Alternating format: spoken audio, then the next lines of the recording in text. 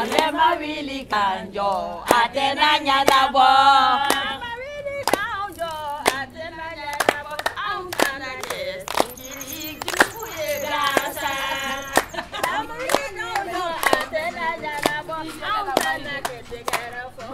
pense que la grande force du Mali, c'est la teinture.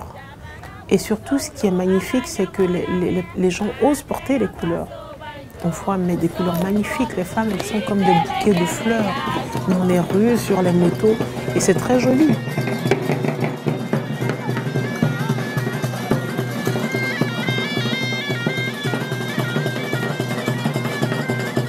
Je trouve que je m'inscris dans mon temps dans la société marocaine.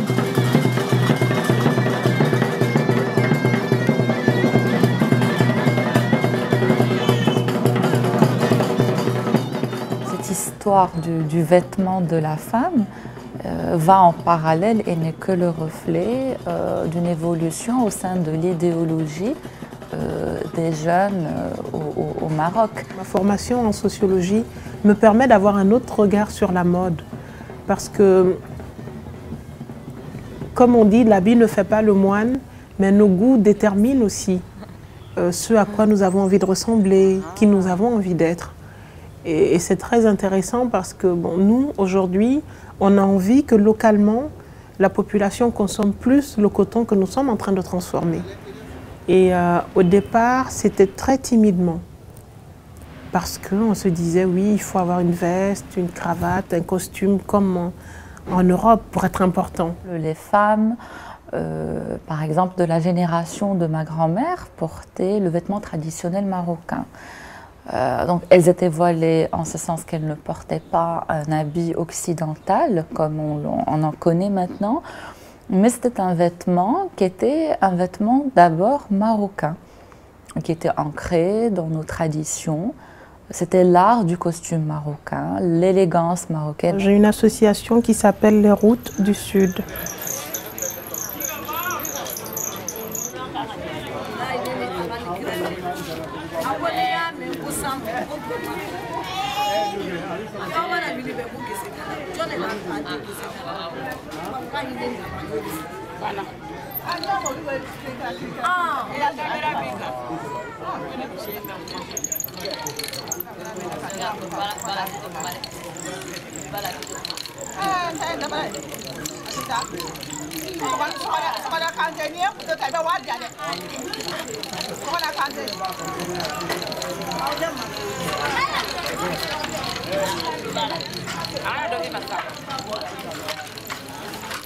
Mais dès le départ, je travaillais avec des matières qui sont produites localement. Le cuir, le coton. Le Mali, en Afrique, est l'un des pays les plus importants producteurs de coton. Et nous exportons 98% de ce que nous produisons.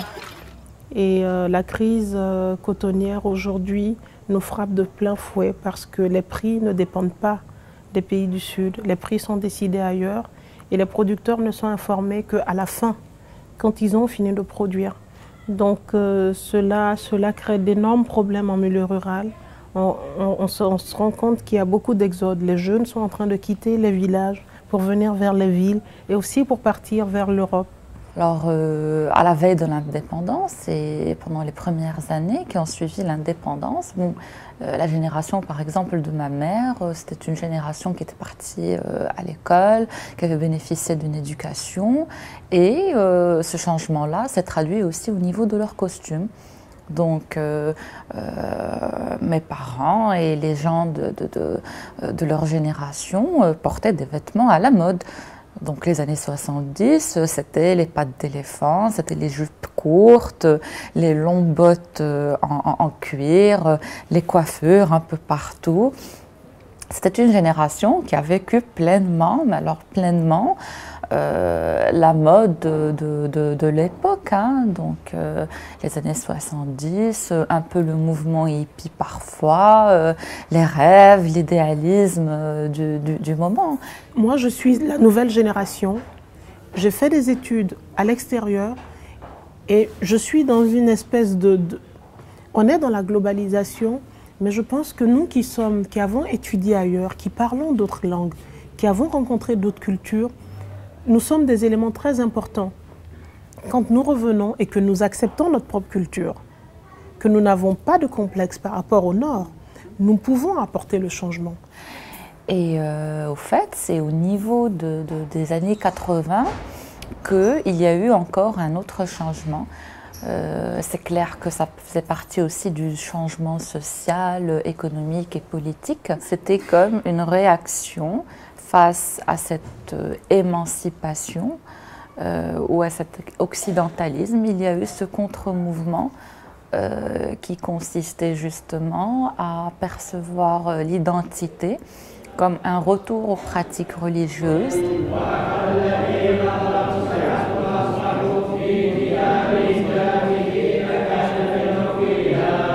Et un retour vers un costume qui au fait n'a jamais existé dans la tradition marocaine.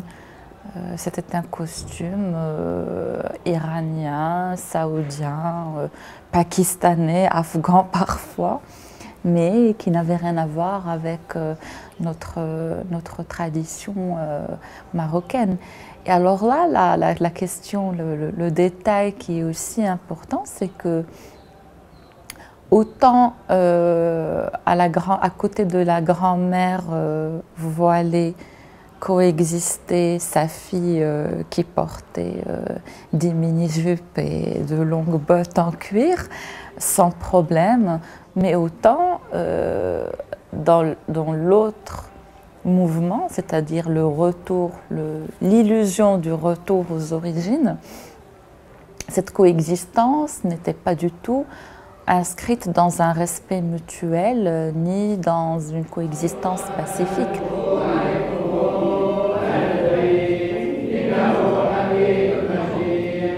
C'est très facile de dire que c'est ceux qui portent un voile et une barbe qui sont les intolérants dans l'histoire, qui sont les dogmatiques, qui sont parce que justement ils traitent tous les autres comme des infidèles, des mécréants, qu'ils sont agressifs. Oui, c'est vrai. Ce sont des suspects faciles parce qu'ils sont visibles et ils le disent ouvertement, surtout quand on met tout ça dans le contexte actuel, la lutte contre le terrorisme, toute l'instabilité qu'il y a. Mais l'intolérance de l'autre côté est tout aussi équivalente. Alors ne pas tolérer que certaines personnes s'accrochent encore à certaines valeurs, à faire des choix personnels, ça aussi c'est équivalent.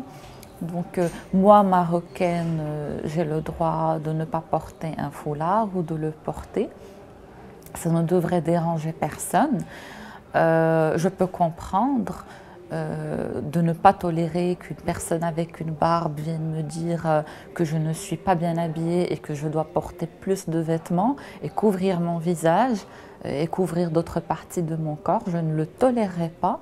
Mais je ne tolérerai pas non plus qu'une personne m'intimide parce que je ne vais pas prendre un verre de vin avec cette personne non plus. Et ça, certaines personnes ne s'en rendent pas compte. Et c'est dommage. Il est approprié que chaque société fasse sa propre analyse. Il n'y a pas de modèle parfait de la situation de la femme. Mais l'Afrique est pointée du doigt, là encore, en disant qu'il y a l'excision, il y a la polygamie, les femmes sont exploitées, les femmes n'ont pas de mots à dire. Je pense qu'il est vrai que les femmes ont des problèmes. En Afrique, comme en Europe, comme au Brésil.